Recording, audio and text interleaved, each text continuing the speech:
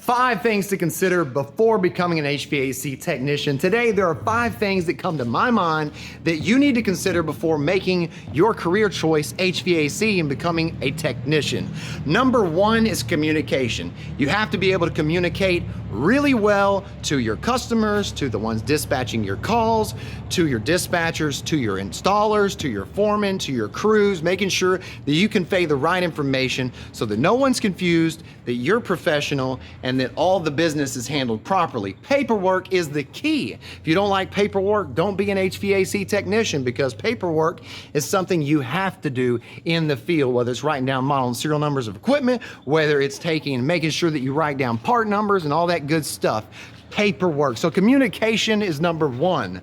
Number 2 is dealing with the public. You have to deal with the public and you represent the company. That means if something happens at a customer's house where the equipment has failed or whether the installer's made some type of mistake, and you have to be there to be the one that's positively going to take care of the customer, going to take care of the concerns, make sure that you fix the problem, and you represent the company well. So at number 2 is dealing with the public. Number 1, communication. Number 2, dealing with the public. Number 3 is hot.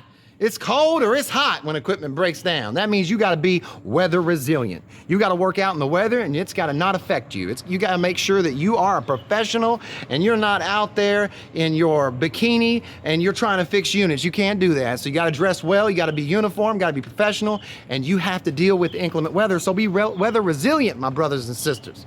That is number 3. You got communication, dealing with the public, and it's hot, okay? You gotta deal with the hot times and the cold times.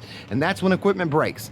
Number 4, you have to be on call. If you don't like having your phone ring and a customer call you late at night, during the week, or on the weekend, then you don't want to be an HVAC technician because you're on call. So if you don't want to be on call, you definitely need to consider that.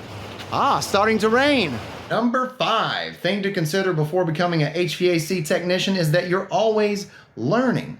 Your continuing education, whether it's learning how to use new tools, your training for new pieces of equipment, technology is advancing, equipment is changing, there are new efficiencies and standards that are being met. The more you know, the more you grow. Guys, if you like this video, share it with your friends, hit the like button, hit the notification button if you want updates on what I'm doing. And also, if you want to support me, check out my Patreon. This is Tad with Tips for Technicians, reminding you, I'll keep you cool if you let me.